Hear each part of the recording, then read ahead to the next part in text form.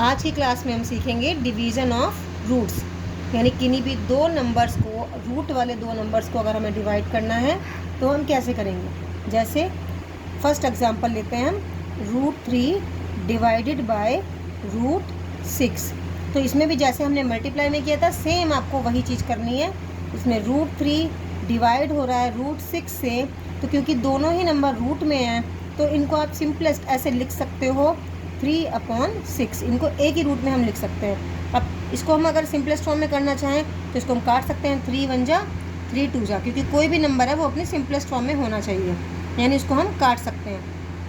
अब हम क्या करेंगे, हमारे पास आ गया रूट के अंदर 1/2। अब आप देखोगे 1 का जो रूट है वो क्या होता है, 1 ही होता है, और 2 का जो रूट है वो √2 होता है। तो इसका आंसर आया 1/√2। समझ आ गया, यानी √3 डिवाइड बाय √6 आंसर आएगा 1/√2। और किस तरीके से आएगा वो मैंने आपको बता दिया।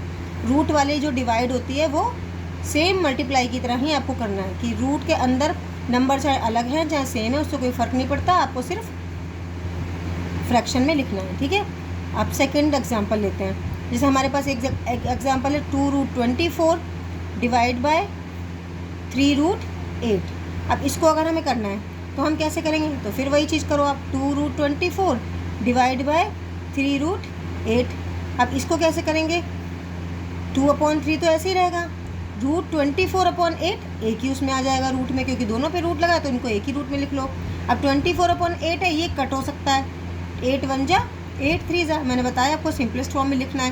तो हमारा आंसर आया 2/3 और √3, क्योंकि नीचे √1 आया है, √1 की वैल्यू 1 होती है, नीचे 1 लिखने की ज़रूरत नहीं होती, तो इसका आंसर आएगा 2/3 √3। समझ आ गया होगा बेटा आप लोगों को। अब एक एग्जांपल और ले लेते हैं। जैसे अगर हमारे पास है 2√12 डिवाइड बाय 12√7। इसमें हम क्या करेंगे, 2√12 नीचे क्या आएगा 12√7।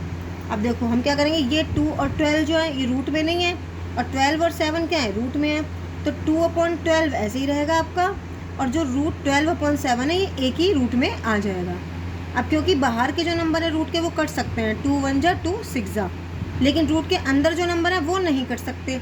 रूट के अंदर नंबर अलग सॉल्व करने हैं, बाहर के अलग सॉल्व करने हैं। ठीक है, तो इसका आंसर आएगा 1/6 √12/7। ठीक है, यहीं पे छोड़ देंगे इसको, क्योंकि आगे ये सिंप्लीफाई नहीं हो सकता। ओके बेटा।